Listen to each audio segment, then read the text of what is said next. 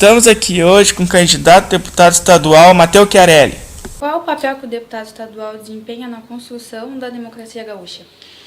O deputado estadual tem 3 funções básicas. A primeira, elaborar lei, legislar. Esse é o papel fundamental, a atividade típica, precípua do parlamentar é legislar. A segunda função é fiscalizar. Essa é a segunda função constitucional do parlamento e, por consequência, do parlamentar. E a terceira, fazer a representação da sua região. Então, esse é o tripé, o que significa o exercício do mandato parlamentar. Então, e o parlamentar, não é possível pensar em democracia sem parlamento. A democracia moderna, a democracia representativa, é uma democracia que funciona por meio do parlamento. Então, quanto mais forte e sólido for o parlamento, mais estável, mais duradoura vai ser a democracia. Claro que hoje a gente tem que levar em conta instrumentos como o que a gente está usando aqui. A democracia hoje ela pode ser exercida também diretamente, não só indiretamente, que é o caso do parlamento, onde os partidos estão representados, mas é possível também fazer a democracia direta. A democracia que a gente via na praça ateniense, na ágora grega, hoje tecnicamente é possível.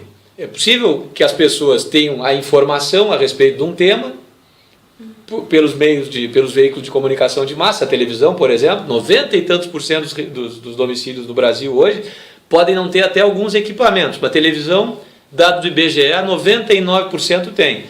Ele é o grande veículo de comunicação de massa. Não é o jornal, não é o rádio, é a televisão. As pessoas têm como se informar e podem participar diretamente. Hoje o computador, a informática, permite uma participação mais direta da população. E a gente tem visto isso, aliás, os movimentos de junho do ano passado, a população foi para as ruas reivindicar diretamente os seus direitos, inclusive dizendo que o parlamento não a representava, o que é muito preocupante, é sinal de uma certa falência da democracia. Então, para voltar no início, é fundamental o papel de um deputado, porque quanto mais ele exercer a sua função, mais sólido vai ser o parlamento e, por consequência, mais duradoura vai ser a democracia, a meu juízo. O governo tem a chave do cofre, o deputado autoriza os gastos. Tu acha correta essa ideia? Olha, na verdade, o papel do parlamento ele surge historicamente com a finalidade justamente de controlar os gastos públicos, né? O segredo da democracia, o segredo do processo político, o segredo da estabilidade das instituições é que cada função cumpra a sua tarefa e ao mesmo tempo fiscalize a outra. Aquilo que a gente chama de mecanismo de freios e contrapesos, os checks and balances, do direito inglês, né? Essa é uma ideia que não é nova. Um sujeito chamado Charles de Secondat, o popular Barão de Montesquieu e de La Brède, o Montesquieu, escreveu um livro chamado O Espírito das Leis, que estabelecia qual a função de cada uma desses órgãos. Um fazer a lei, o legislativo. Um aplicar a lei ao caso concreto, o executivo. Outro julgar a controvérsia oriunda da aplicação da lei, o judiciário. Então, o importante é que ninguém tenha um poder ilimitado. Poder ilimitado é sinal de ditadura. Se uma função do Estado, a executiva, a legislativa ou a judiciária, se ela concentrar todo o poder, a gente está diante de uma ditadura. Na ditadura, o poder está absolutamente concentrado na mão de um só. Então, o importante é tentar separar o poder, dividir o poder, fazer com que o poder controle o poder. Cada um faz o seu, mas controla os outros dois e interfere. A relação entre os poderes deve ser independente, mas harmônica. Está no artigo 2º da Constituição Brasileira. Então, cada um tem... A relação é de interdependência, de uma relação de parceria. É importante que cada um tenha uma função. Não dá, é para concentrar num órgão só. Quem é que toma a iniciativa de apresentar o orçamento? É o Poder Executivo. Ele é eleito para isso. Não está errado que ele tenha sido eleito para isso. Mas quem é que aprova o orçamento? É o Congresso. Então ele fiscaliza a aprovação do orçamento. E o Executivo é quem vai executar essa lei. Isso não é só com o orçamento que é assim, com qualquer lei é assim. O Executivo só pode fazer, o administrador só pode fazer aquilo que a lei manda que ele faça. Qualquer um de nós, qualquer particular, pode fazer tudo aquilo que a lei não proíbe. Esse é um princípio geral de direito, digo para a nossa jurista aqui. Qualquer particular pode fazer tudo que a lei expressamente não veda.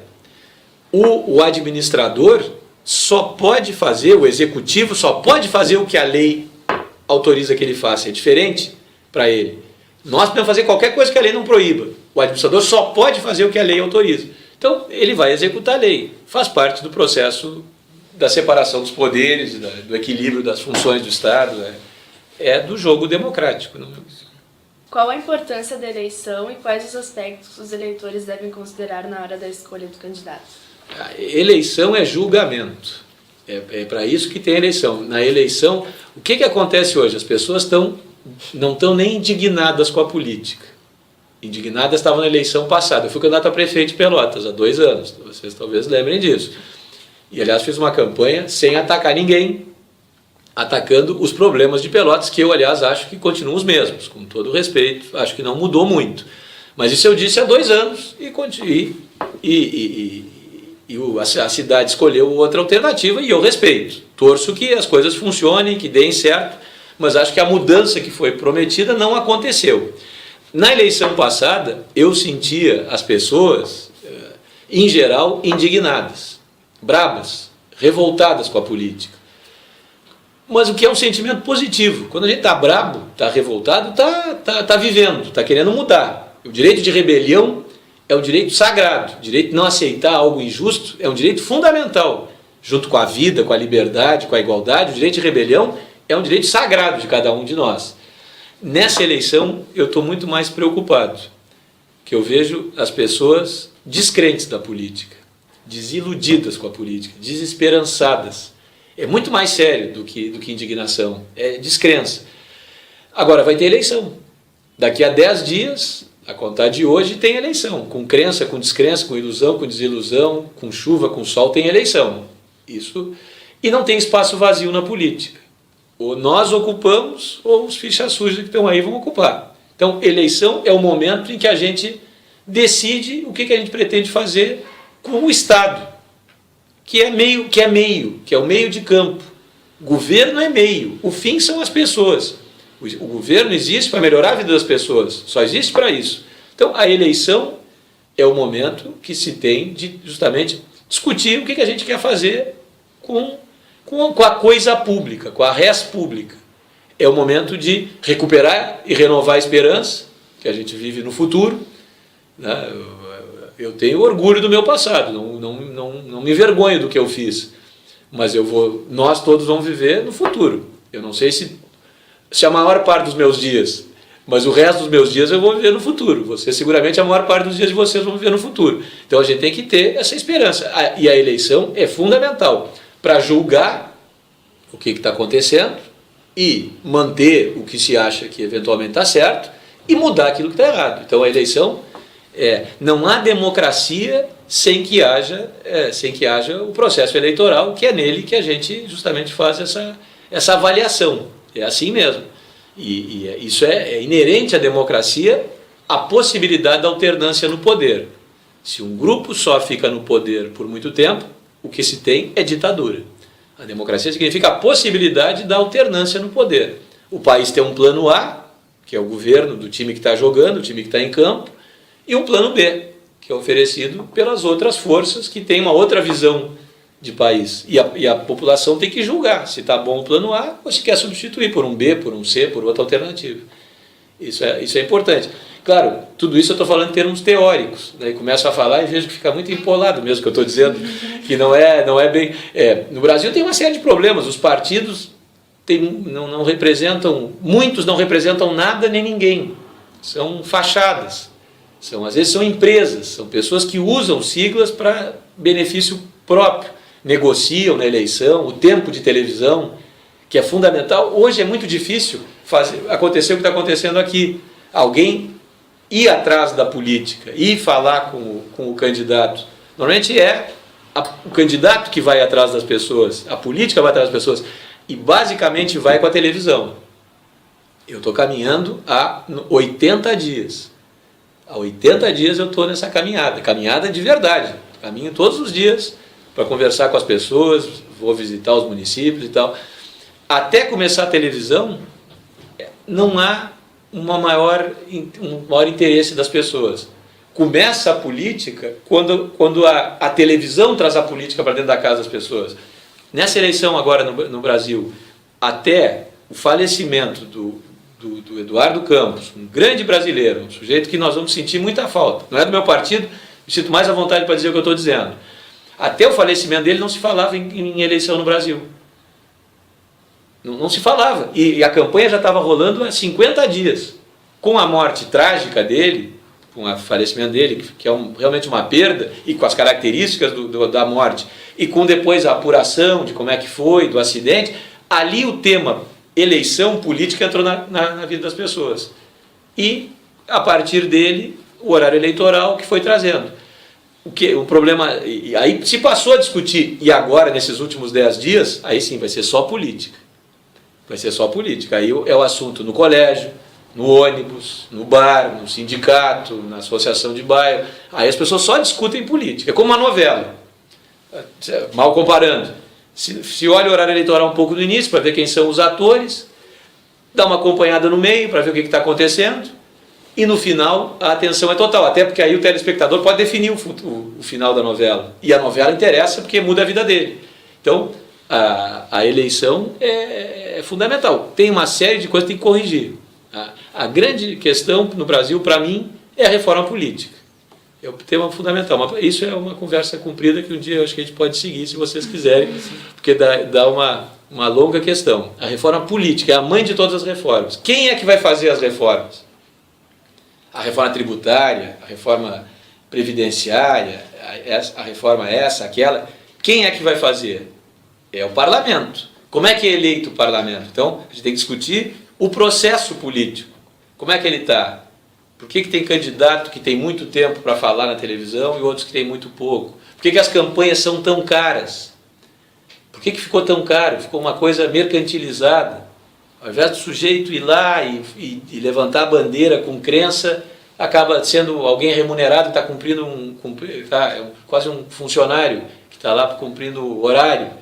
Isso foi encarecendo a campanha.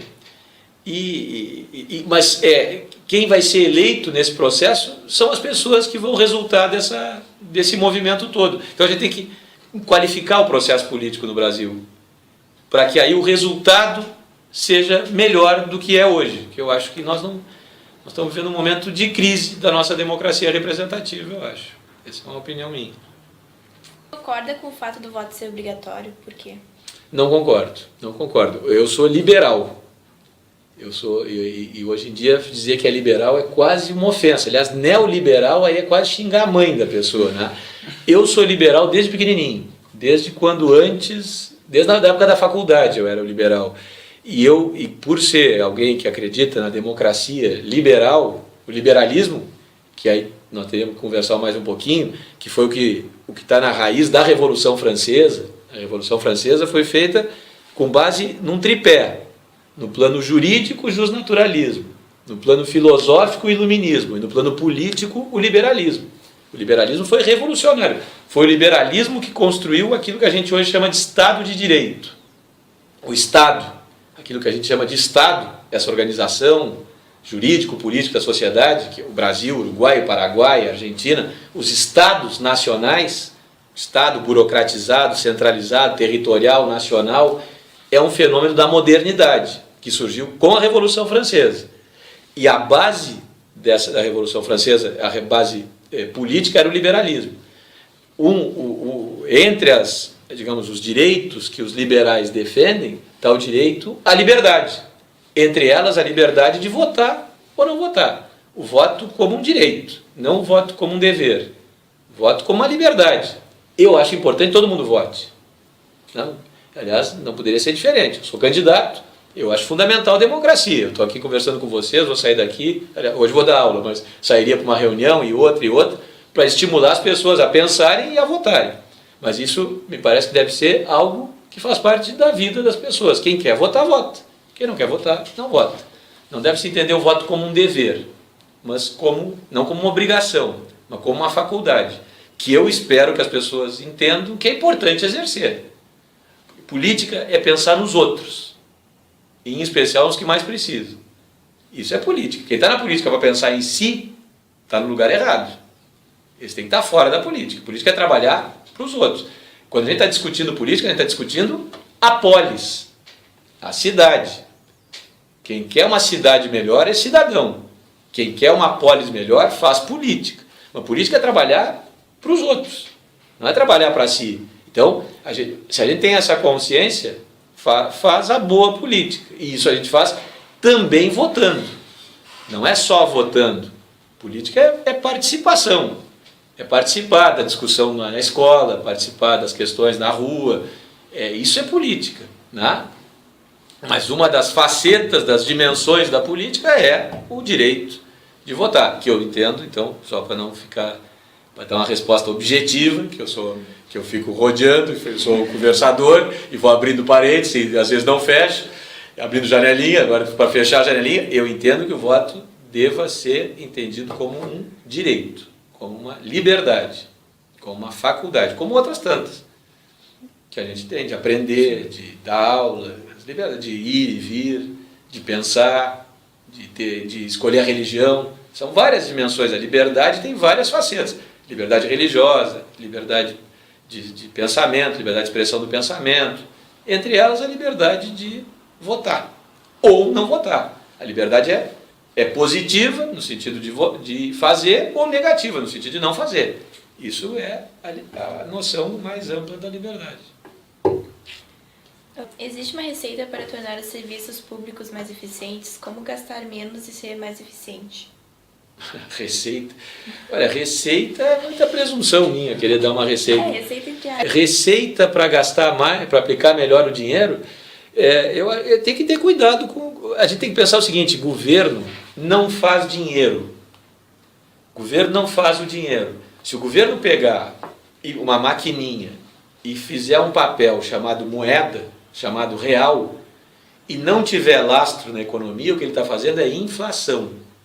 O que o governo faz é arrecadar o nosso dinheiro quando compra a bolsa, quando compra a calça, quando compra a caneta, é arrecadar o nosso dinheiro que entra na forma do tributo, no caixa do governo, e ele deve devolver esse dinheiro na forma de serviço, de obra, de ação, de política pública.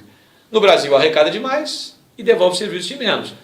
A receita é participação, é fiscalização, é fazer a boa política. O dinheiro é nosso, o dinheiro não é do governo.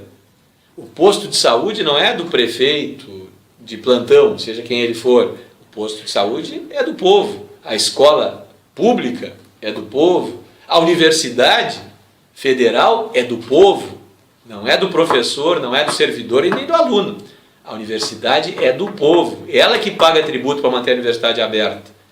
Então não tem dono. Então a receita, se é que e não quero que seja entendido como receita, porque eu não tenho receita para isso, óbvio, tá? Eu tenho uma ideia, é fiscalizar o dinheiro entendendo como nosso, porque o dinheiro é nosso, o governo só administra. O governo não gera, não faz o dinheiro, ele gere o dinheiro, ele administra o nosso dinheiro. E a gente tem que fiscalizar. Podemos considerar a desigualdade como o principal problema para o Brasil e no Rio Grande do Sul? Olha, eu acho que a desigualdade é um problema muito sério. Esse é um problema muito sério. O que a boa política, o que o governo deve fazer para tentar ser bem objetivo, então, coisa que vocês viram que eu não consigo ser, é oferecer oportunidades iguais para as pessoas. Eu entendo o que o Michael quer saber com essa pergunta. Essa é uma diferença básica entre maneiras diferentes de conceber o papel da política. Eu entendo, como liberal, tá? Eu acho que é importante, e eu respeito aqueles que não pensam como eu. Isso é fundamental na política. A tolerância. Isso talvez uma das coisas que eu acho mais importante, se puder ficar com uma ideia, é justamente tu reconhecer que o outro tem o direito de pensar diferente de ti. Se a outra pessoa é séria, é honesta, se é vigarista, se é corrupto, com esse eu não quero conversa. O que ele está dizendo não me interessa. Agora, uma outra pessoa que seriamente, honestamente, tem uma posição diferente, esse me interessa. Porque com ele eu posso trocar ideias dentro de um processo dialético, tese e antítese, para fazer uma síntese que vai fazendo a gente evoluir nas nossas ideias, né? Então, essa é uma questão que eu acho muito importante. Na minha concepção, o poder público, o Estado, o governo, tem que dar condições iguais para as pessoas, oportunidades iguais. Todo mundo tem que ter as mesmas oportunidades. Agora, as pessoas são diferentes, como os dedos das mãos. Um que é mais gordo, um é mais comprido, um é mais fininho. As pessoas também são diferentes. São homens, são mulheres, são brancos, são negros, são altos, são baixos, são ricos, são pobres. As pessoas, o Estado tem que tentar fazer uma prótese nos dedos para fazer as pessoas mais iguais. Tem que dar escola pública. Não pode deixar para o mercado, senão só vai estudar quem pode pagar. O posto de saúde público, senão só vai ter direito a esse bem da vida que é a saúde, quem tiver dinheiro para contratar um médico, um plano de saúde. E assim por diante. O Estado tem que tentar oferecer, mas as pessoas são diferentes. E devem ser reconhecidas na sua diferença. Eu acho fundamental também, eu sei que é um tema hoje que até hoje eu não entendi bem, porque me parece mal planteado, como dizem os castilhanos, mal colocado. Eu acho fundamental reconhecer o mérito das pessoas. Quem estuda, quem sua camiseta, quem consegue bons resultados, deve, a meu juízo, ser reconhecido por isso. Eu acho fundamental reconhecer. Esse é um atributo fundamental das pessoas. Outro dia tive uma discussão, lá na Federal, na sala de aula, uma discussão que eu nem entendia bem por quê. Porque alguns não concordaram com uma coisa mais ou menos como essa que eu estou dizendo aqui. E eu até hoje não entendi bem por que a reação. Mas até entender e me convencer do contrário, eu vou continuar dizendo o que eu estou dizendo. Eu acho importante. Eu sou professor de Direito, eu procuro estudar 1 hora por dia, todos os dias. Me disciplino para fazer isso, para tentar estudar mais, saber um pouco mais e oferecer uma aula melhor. E fico sempre me sinto muito estimulado de poder ajudar as pessoas que se esforçam para ter bons resultados. Eu acho que são elas que vão nos ajudar a melhorar a vida, que é o papel nosso. A vida é um pouco uma corrida de revezamento. A gente recebe o bastão da geração anterior e passa para nova. Tem que tentar entregar o bastão numa situação melhor. Quem sua camiseta, eu acho que deve ser reconhecido por isso.